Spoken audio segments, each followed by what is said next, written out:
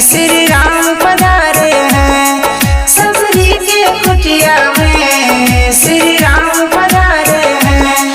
श्री राम पधारे हैं, भगवान पधारे हैं। श्री राम पधारे हैं, भगवान पधारे हैं। श्री राम पधारे हैं, भगवान पधारे हैं। श्री राम पधारे हैं, भगवान पधारे हैं। सबरी के कुटिया में, सबरी के कुटिया में श्री राम पधारे हैं। सबरी के कुटिया में श्री राम पधारे हैं। सबरी के कुटिया में श्री राम पधारे हैं।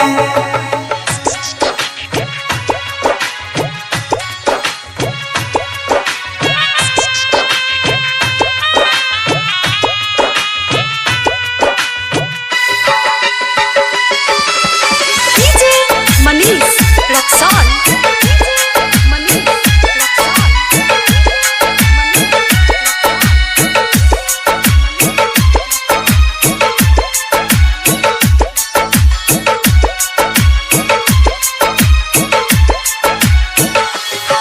सबरी कहाँ जाती गंगा जल को लाती।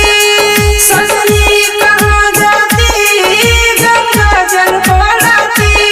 सबरी कहाँ जाती गंगा जल को लाती। गंगा जल को लाती, जमुना जल को लाती। नैनों के नीरों से, नैनों के नीरों से उस चरण पखारे हैं। सबरी के कुटिया में श्री राम पधारे हैं। सबरी के कुटिया में श्री राम पधारे हैं।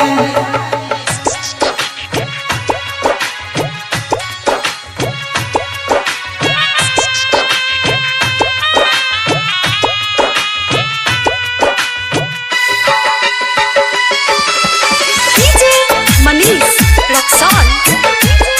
मनीष रक्सौल। Angika recording studio, Rupauli, Purnia, Bihar.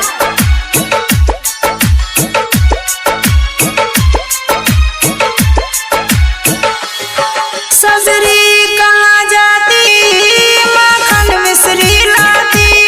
सबरी कहाँ जाती माखन मिश्री लाती। सबरी कहाँ जाती माखन मिश्री लाती। माखन मिश्री लाती, खोआ छेना लाती। जंगल के बैरों से, जंगल के पैरों से उसे भोग लगाए हैं। सबरी के कुटिया में श्री राम पधारे हैं। सबरी के कुटिया में श्री राम पधारे हैं।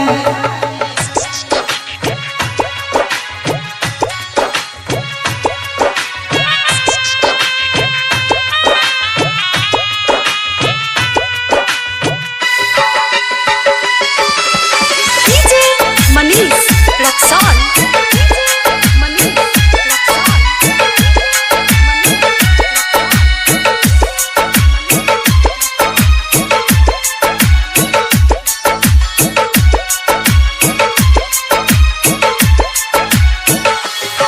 सबरी कहाँ जाती तो सत तकिया लाती। सबरी कहाँ जाती तो सत तकिया लाती। सबरी कहाँ जाती तो सत तकिया लाती। तो सत तकिया लाती, पलंगा खाटी लाती। कुसों के चटैया पे, कुसों के चटैया पे उसे असनी लगाए हैं। सबरी के कुटिया में श्री राम पधारे हैं। सबरी के कुटिया में श्री राम पधारे हैं। सबरी के कुटिया में श्री राम पधारे हैं।